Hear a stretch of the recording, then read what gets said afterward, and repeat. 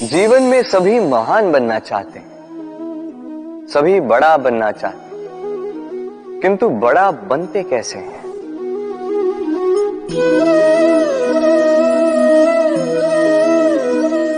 ये मेरे हाथ में क्या है? राई का बीज? नहीं, ये बरगद का बीज है। इतना छोटा कि बड़ी सरलता से अन्य बीजों में घुल मिल जाता है, बड़ी सरलता से धरती में समा जाता है। किंतु जब ये वृक्ष बनकर उभरता है, उसके पश्चात जब गिरता है, समस्त वातावरण को हिला देता है। कुछ इस प्रकार बड़ा बनिएगा, बरगद का बीज, बरगद का वृक्ष। और यदि जीवन में आप इसी प्रकार बड़ा बनना चाहते हैं, सर्वप्रथम अपने अहम को, अपने अभिमान को छोटा कर दीजिए, इतना छोटा कि आप सबके साथ बैठ सके। किंतु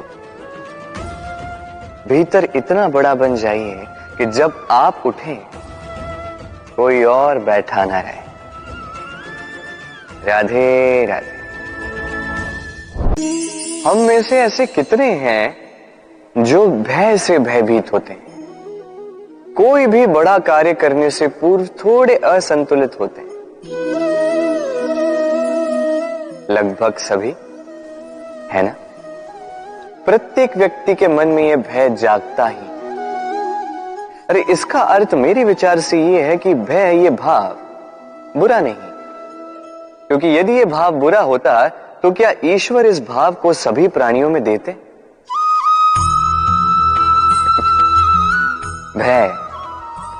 भय ये भाव हमारे लिए अच्छा है, आवश्यक है। स्मरण रखिए, कोई भी कार्य करने से पूर्व यदि मन में भय उत्पन्न हो जाए तो इसका अर्थ ये कि उस कार्य को करने में अनेक संकटों का सामना हमें करना होगा, और इन संकटों का सामना करने के लिए हमें साहसी बनना होगा। बस इतनी सरल सी बात है। मन में साहस जगाकर चलिए इस भय की यात्रा, क्योंकि ये भय ही है जो आपको अपने लक्ष्य को पाने की प्रेरणा देगा, आपको शक्ति देगा।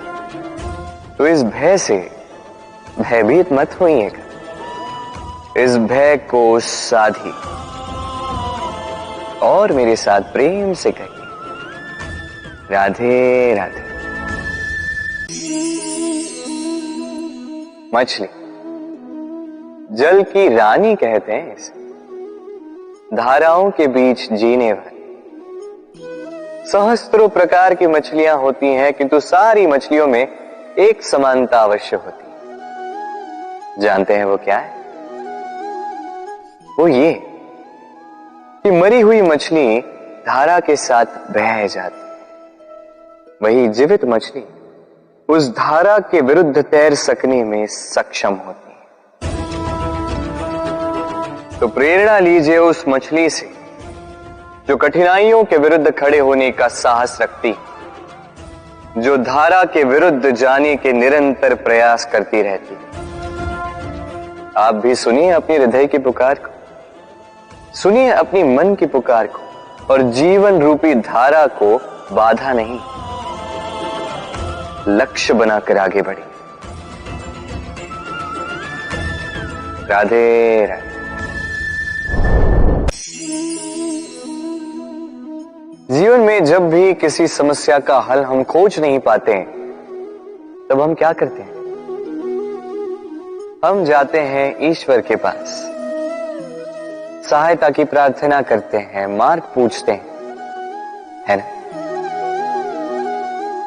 किंतु क्या कभी आपने ये सोचा है कि किसी पत्थर को ईश्वर की मूर्ति बनने के लिए भी कितना परिश्रम करना पड़ता है? कितनी बार हथौड़ों की मार सहनी पड़ती है, छेनी के घाव सहने पड़ते हैं, तब जाकर हमारे समक्ष वो भगवान के रूप में प्रकट होता है। तो जीवन में ऐसी छोटी छोटी बातें ईश्वर से मांगने में अपना समय नष्ट ना करें। प्रयास कीजिए, पुरुषार्थ कीजिए, संघर्ष कीजिए, सब मिलेगा। उसे एक महत्वपूर्ण बात स्मरण रखिएगा, बिना परिश्रम के कोई भी महान नहीं बनता। भगवान की मूर्ति भी नहीं। राधे राधे। तितली आकाश में सैर करती है, सुंदर फूलों का रसवादन करती, उन्मुक्त घूमती, किंतु इस पर भी संकट कम नहीं। जैसे कि पतंग, जंतु, ये इसे अपना आहार बना लेते, इनसे इसे सावधान रहना पड़ता है। सत्य तो ये तितलियां अधिक सुरक्षित तब होती हैं जब इनके पंख निकले हुए नहीं होते, जब वो अपनी खोल में होती है, जब ना किसी की दृष्टि उन पर पड़ती है, ना किसी शत्रु को उसकी घात लगती है, किंतु तब ये बंद होती, अविचल निश्चल होती। ये संसार देखने के लिए, ये सुंदर आकाश पाने के लिए उसे अपनी सुरक्षा क्षेत्र से बाहर आना ही पड़ता है। और यही जीवन का नियम मनुष्यों के साथ भी यही होता है। यदि मनुष्य विश्राम और सुरक्षा इनके बंधन ना तोड़े तो वो जीवित तो रहेगा, किंतु जीवन जी नहीं पाएगा।